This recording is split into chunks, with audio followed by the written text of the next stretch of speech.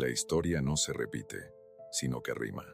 Y esa rima es mucho más precisa de lo que jamás nos atrevimos a admitir. Mira a tu alrededor. La polarización política, la ansiedad económica, el trastorno cultural, la sensación de que algo fundamental se está transformando bajo nuestros pies. Lo has sentido, ¿verdad? Esa sensación creciente de que estamos viviendo tiempos extraordinarios, no solo otro momento en la historia, sino un punto de inflexión crítico, una crisis. Ahora, ¿y si te dijera que este momento era previsible? ¿Y si el caos que se desarrolla a nuestro alrededor sigue un patrón tan constante, tan matemáticamente preciso, que podría haberse anticipado décadas atrás? ¿Y si nuestros más grandes pensadores, líderes y visionarios no fueran más que actores en un guión escrito mucho antes de nacer? La verdad es inquietante. No somos los autores de nuestra era. Somos sus productos. Y las fuerzas que moldean nuestras vidas hoy han dado forma a cada generación anterior en un ciclo tan antiguo como la propia civilización. Antes de continuar, si disfrutas descubrir verdades ocultas y desentrañar las fuerzas que configuran nuestro mundo, asegúrate de hacer clic en el botón de suscripción. Tu apoyo nos permite seguir ofreciéndote las ideas que verdaderamente desafían nuestra forma de pensar. Ahora, profundicemos. A principios de la década de 1990, el historiador William Strauss y el economista Neil Howe propusieron algo revolucionario. Tras estudiar la historia de Estados Unidos, descubrieron que la sociedad transita por fases distintas, periodos de aproximadamente 20 a 25 años, que en conjunto conforman un ciclo de 80 a 100 años. Una vida humana, lo que llamaron un saeculum. Esto no era simplemente otra teoría académica. Era una llave maestra que descifraba patrones a lo largo de siglos de experiencia humana. Patrones que explican no solo lo que sucede en la historia, sino por qué sucede. Y de manera aún más perturbadora, porque vuelve a suceder, y a suceder, y a suceder. La teoría generacional de Strauss-Howe, a menudo llamada la teoría del cuarto giro, sugiere que la historia transita por 4 fases distintas: el alto, el despertar, el desmoronamiento y la crisis. Cada fase moldea a una generación con valores y características propios, y cada generación, a su vez, configura la siguiente fase de la historia. Es un ciclo de retroalimentación perpetuo, que nos ata a un patrón que reconocemos pero del que aparentemente nunca podemos escapar. Examinemos cada fase más de cerca, pues comprenderlas es crucial para entender por qué repetimos los mismos errores civilizacionales con tan devastadora regularidad. El alto sigue a una gran crisis. Es un tiempo de instituciones fuertes, confianza colectiva y cohesión social. Piense en Estados Unidos en la década de 1950, crecimiento económico, política de consenso, conformismo. Durante el alto, la sociedad celebra la unidad y el propósito compartido. El individualismo queda subordinado a las metas colectivas.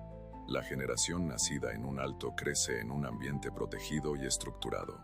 Valoran la estabilidad y se convierten en institucionalistas. El despertar surge como reacción contra el conformismo del alto. Es un periodo de revolución cultural, exploración espiritual y cuestionamiento de la autoridad institucional. Estados Unidos en los años 60 y 70 ejemplifica esta fase: derechos civiles, feminismo, conciencia ambiental, liberación sexual.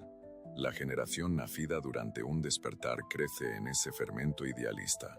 Se vuelve moralista, enfocada en valores, y a menudo, dividida internamente sobre cuáles son los valores que más importan. El desmoronamiento sigue cuando las instituciones, debilitadas durante el despertar, comienzan a decaer aún más. La confianza social se erosiona.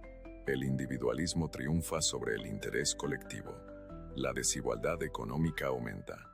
La política se polariza cada vez más. Estados Unidos desde los años 80 hasta principios del 2000 refleja este patrón: guerras culturales, corrupción institucional, el despoblamiento de la vida cívica. La generación nacida durante un desmoronamiento crece con mínima supervisión y protección adulta. Se vuelve pragmática, autosuficiente y, a menudo, escéptica ante las instituciones. Finalmente, llega la crisis, cuando los problemas desarrollados durante el desmoronamiento alcanzan un punto de quiebre. El fracaso institucional se vuelve imposible de ignorar. Las contradicciones económicas se vuelven insostenibles. Las divisiones políticas se tornan intransitables mediante medios convencionales. El viejo orden colapsa, y a través de la lucha y el sacrificio, nace uno nuevo.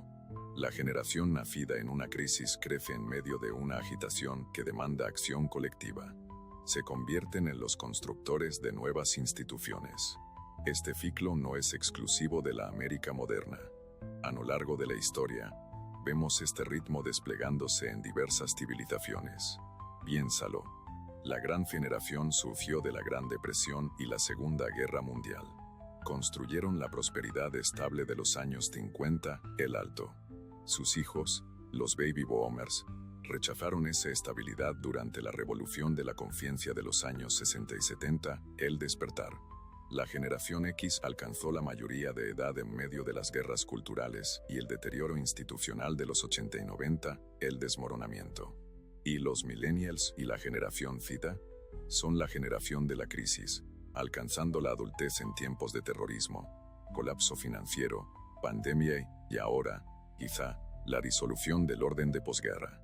Esto no es coincidencia. No es mero azar. Es un patrón tan predecible como las estaciones. Pero, ¿por qué? ¿Por qué las sociedades humanas estarían atrapadas en este ciclo interminable? La respuesta no radica en la economía o la política, sino en algo mucho más fundamental: la forma en que las generaciones reaccionan entre sí. Imaginan hacer tras una crisis, una guerra devastadora o un colapso económico. Creces escuchando historias de sacrificio, de lucha, de un mundo que estuvo al borde del fin. Tus padres y abuelos enfatizan la estabilidad, la construcción de instituciones, la cautela. Y tú adoptas esos valores. Construís, crías orden a partir del caos. Tu generación establece instituciones diseñadas para evitar otra catástrofe. Pero tus hijos, ellos crecen sin conocer la crisis que te marcó. Para ellos, las instituciones y los valores que tú atesoras resultan asfixiantes, innecesarios, incluso opresivos. Sei Revilón, buscan un significado que vaya más allá del éxito material. Cuestionan todo lo que has construido. Sus hijos, al ser testigos de este conflicto, se vuelven pragmáticos, independientes, escépticos tanto de las instituciones como del idealismo. Y sus descendientes, nacidos en un mundo donde las instituciones fallan y reina el individualismo, enfrentan el retorno de la crisis, un mundo deshilachado, que exige acción colectiva y sacrificio una vez más. Este es el ritmo de las generaciones, cada una reaccionando contra lo que le precedió. Cada una ciega a las lecciones que sus abuelos y bisabuelos aprendieron con amarga experiencia. Cada una condenada a redescubrir antiguas verdades a través de nuevos sufrimientos. Considera la antigua Roma. Tras la crisis de la caída de la República y las guerras civiles, Augusto instauró la Pax Romana, un periodo de estabilidad y construcción institucional. La primera generación nacida bajo Augusto jamás conoció el caos de la tardía República. Daban por sentada la paz. Con el paso de las generaciones, la virtud cívica decayó. Las instituciones del Principado se deterioraron desde adentro. La crisis regresó con el año de los 4 emperadores en el 69 después de Cristo. La estabilidad se restauró bajo los 5 buenos emperadores, solo para que las instituciones volvieran a decaer y la crisis regresara. El patrón se repitió hasta la caída final de Roma. Cada vez, la generación que vivió la crisis construía instituciones para prevenir su retorno. Cada vez, las generaciones posteriores olvidaban por qué esas instituciones eran importantes. Cada vez, el deterioro llevaba al colapso, al renacer y al olvido. El ciclo dinástico chino sigue un patrón similar. Una nueva dinastía surge de la crisis, estableciendo instituciones fuertes y un gobierno eficaz. Con el paso de las generaciones, la corrupción crece. Los funcionarios se vuelven egoístas. La recaudación de impuestos se vuelve ineficiente u opresiva. Finalmente, se pierde el mandato del cielo. La rebelión o la invasión derrocan a la dinastía. Una nueva surge de las cenizas. Y el ciclo comienza de nuevo. El imperio de los Habsburgo, el imperio otomano, el imperio británico, todos muestran este ritmo generacional. Instituciones fuertes establecidas en respuesta a la crisis. Decadencia gradual a medida que pasan las generaciones. Retorno de la crisis. Renovación, colapso. La Europa medieval ofrece otro ejemplo claro, emergiendo de la peste negra hacia el Renacimiento. Alto. Luego las guerras religiosas y la exploración. Despertar. Después el absolutismo y los primeros movimientos revolucionarios. Desmoronamiento. Y finalmente la era de las revoluciones democráticas e industriales. Crisis. Seguidamente, una nueva estabilidad victoriana. Alto. Movimientos de vanguardia y primeras reformas sociales. Despertar. La decadencia y tensiones de principios del siglo XX. Desmoronamiento. Y por último la Gran Depresión y las guerras mundiales. Crisis. La América moderna muestra el mismo ciclo con notable precisión. La Revolución Americana. Crisis. Seguida por la era de los buenos sentimientos. Alto. El segundo gran despertar y los movimientos trascendentalistas. Despertar. Las divisiones dolorosas que condujeron a la guerra civil. Desmoronamiento. Y la propia guerra civil. Crisis. Luego, la reconstrucción y la era dorada. Alto. La era progresista y el movimiento del evangelio social. Despertar. Las batallas culturales de los años 20 y las tensiones económicas de la temprana depresión. Desmoronamiento. Y finalmente la Gran Depresión y la Segunda Guerra Mundial. Crisis. Luego el ciclo comienza de nuevo. La estabilidad de posguerra. Alto. La revolución social de los 60 y 70. Despertar. La decadencia institucional de los 80 a los 2000. Desmoronamiento. Y nuestra era actual de crisis creciente. El patrón es inconfundible una vez que lo ves. Pero aquí está la parte verdaderamente inquietante de incluso cuando reconocemos el patrón, pareciera que somos incapaces de romperlo. ¿Por qué? Porque cada generación debe aprender por sí misma. El conocimiento no se hereda realmente, se experimenta. La sabiduría de tus abuelos suena a lugar común hasta que enfrentas los mismos desafíos que ellos. Solo entonces sus palabras revelan su profundidad. Este es el trágico núcleo de la experiencia humana. Las sociedades olvidan, no porque se pierda la información, sino porque cada nueva generación debe redescubrir la verdad a través de su propio sufrimiento. Las lecciones de la historia están escritas en innumerables libros, pero solo se vuelven reales cuando las vivimos nosotros mismos. Considera las regulaciones financieras establecidas tras la Gran Depresión. La Ley Glass-Steagall separó la banca comercial de la de inversión.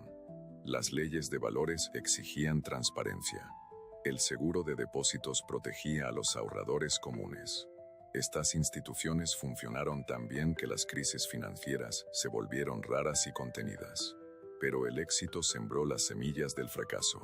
Las generaciones que crecieron tras la depresión nunca experimentaron en carne propia el pánico financiero. Las regulaciones parecían excesivas, onerosas, anticuadas. Los economistas llamaron la gran moderación a finales del siglo XX. Las recesiones eran leves. Las finanzas, estables.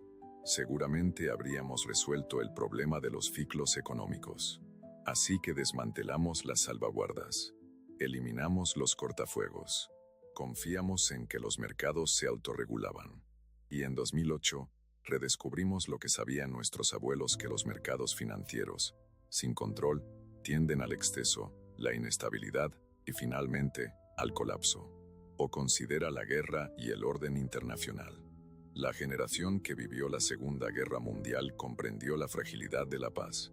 Construyeron las Naciones Unidas, la OTAN, el derecho internacional, los regímenes de control de armamento. Establecieron reglas y normas para prevenir otra conflagración global.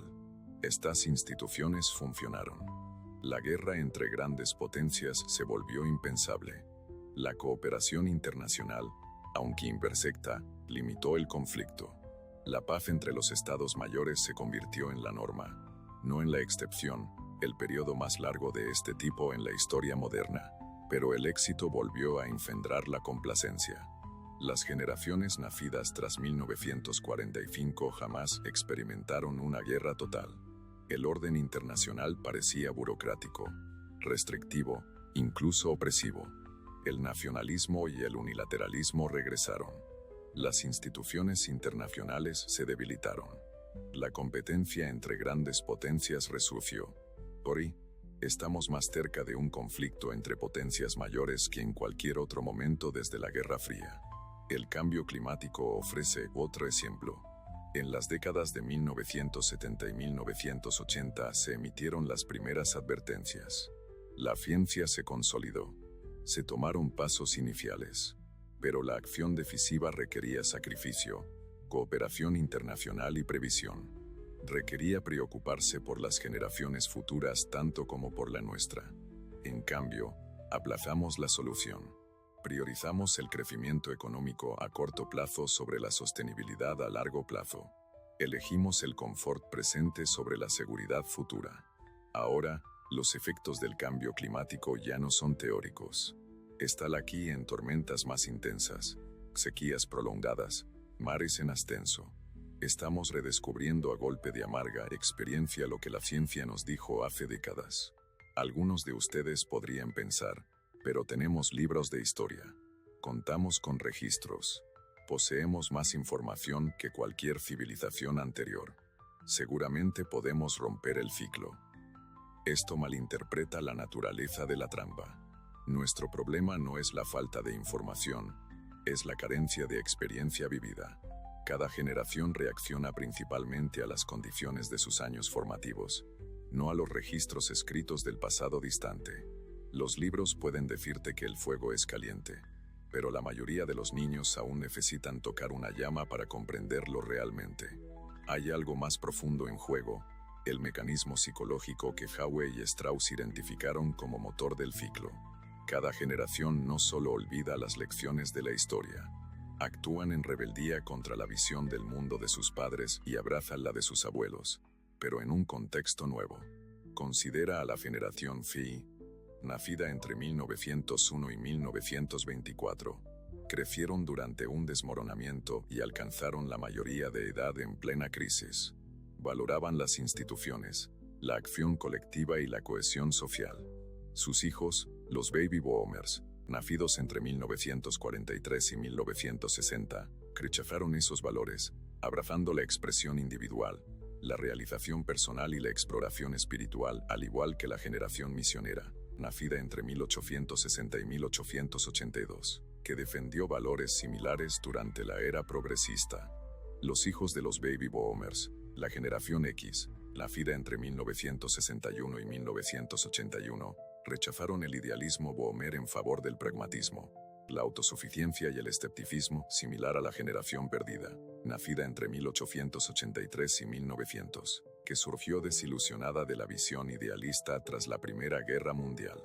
Los hijos de la generación X, los millennials, nacidos entre 1982 y 2004, se inclinan hacia soluciones colectivas, la reconstrucción institucional y la solidaridad social frente a la crisis, al igual que lo hicieron sus bisabuelos de la generación G.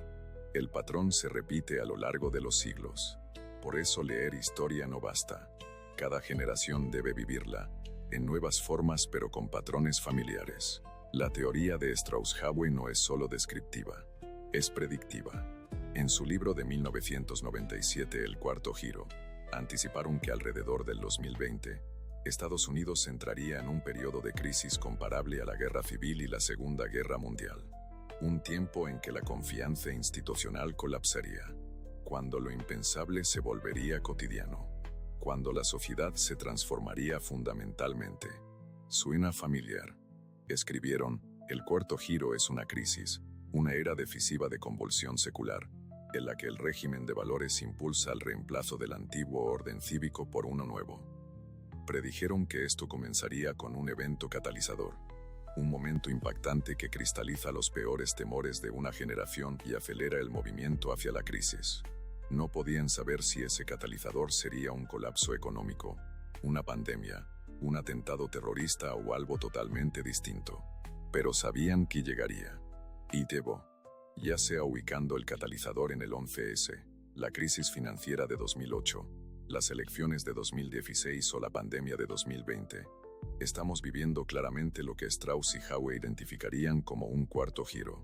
La crisis está aquí, pero si este ciclo es inevitable, ¿cuál es el sentido de comprenderlo?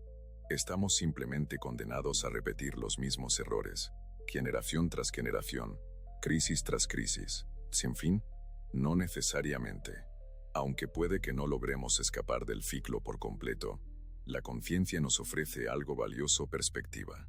Cuando comprendemos las fuerzas generacionales que configuran nuestro momento, ganamos contexto. Vemos que nuestros problemas actuales, por severos que sean, forman parte de un patrón mayor. Reconocemos que la crisis, aunque dolorosa, también crea posibilidades: la oportunidad de reconstruir, de establecer nuevas instituciones, de forjar un nuevo consenso. Las generaciones que emergen de la crisis, como aquellas que construyeron la República estadounidense tras la Revolución, o las que crearon el orden de posguerra después de la Segunda Guerra Mundial, tienen una oportunidad única. Pueden moldear instituciones que perduren por décadas. Pueden establecer principios que guíen a la sociedad durante el próximo século. Pero hay también una implicación más oscura. Si el ciclo es real, y si realmente estamos en la fase de crisis, entonces lo peor podría estar aún por venir. Los momentos culminantes de crisis anteriores, la Guerra de la Independencia, la Guerra Civil, la Segunda Guerra Mundial, llegaron varios años dentro de la fase. Si el patrón se mantiene, podríamos enfrentar desafíos incluso más severos que los que hemos vivido hasta ahora. Esto no es profecía. Es reconocimiento de un patrón. Es entender que las fuerzas que impulsan nuestro momento presente son mayores que cualquier individuo, más grandes que cualquier partido político o movimiento. Son las mareas de la historia, y nos arrastran, queramos o no. Entonces, ¿dónde nos deja esto? Somos simplemente pasajeros en un viaje predeterminado, incapaces de alterar nuestro rumbo. Aquí viene el giro final: el ciclo configura nuestras opciones, pero no elimina nuestra agencia. Todavía elegimos cómo responder a los desafíos de nuestra era. Las decisiones que tomamos siguen importando, incluso si los contornos generales de nuestro tiempo están marcados por fuerzas fuera de nuestro control. Piénsalo como la navegación.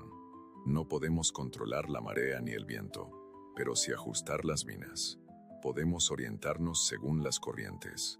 No podemos elegir el mar, pero sí nuestra respuesta ante él. Los periodos de crisis a lo largo de la historia han traído tanto cataclismos como renovación.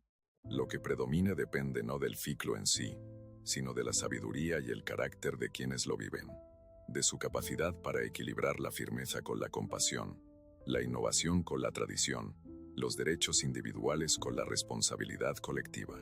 La historia ofrece ejemplos de ambas posibilidades. La Revolución Americana produjo una democracia constitucional que ha perdurado durante siglos.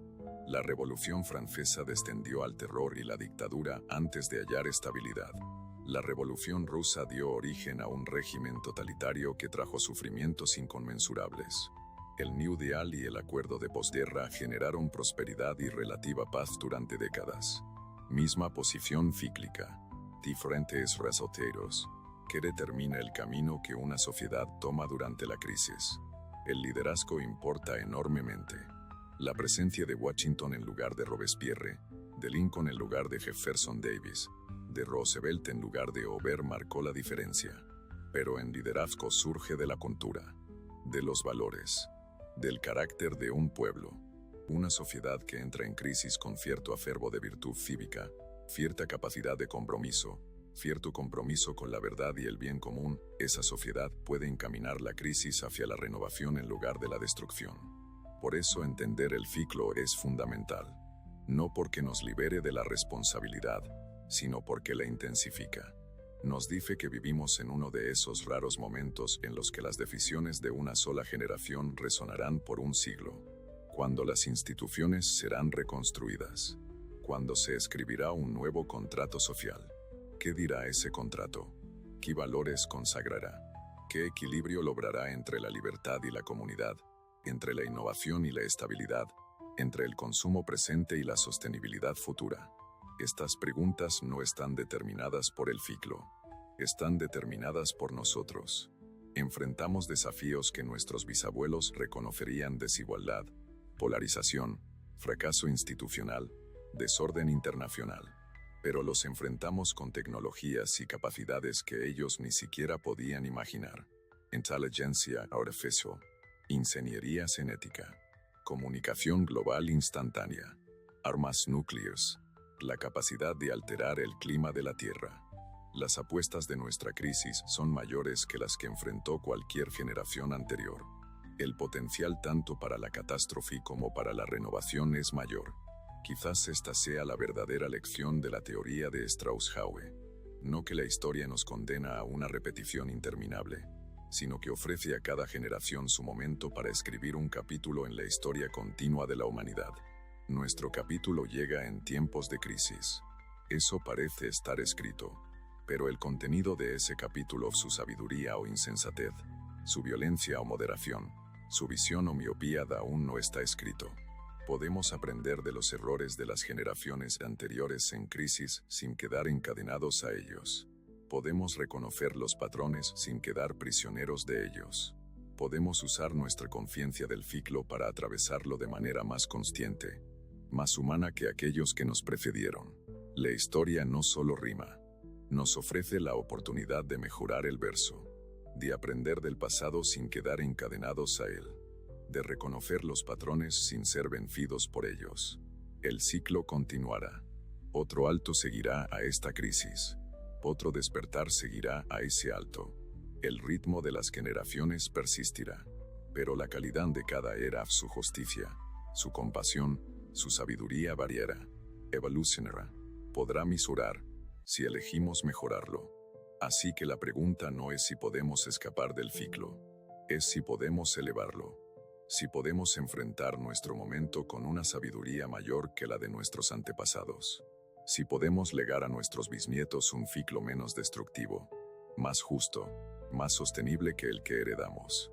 Ese es nuestro desafío. No romper el ciclo, sino perfeccionarlo. No escapar de la historia, sino mejorarla.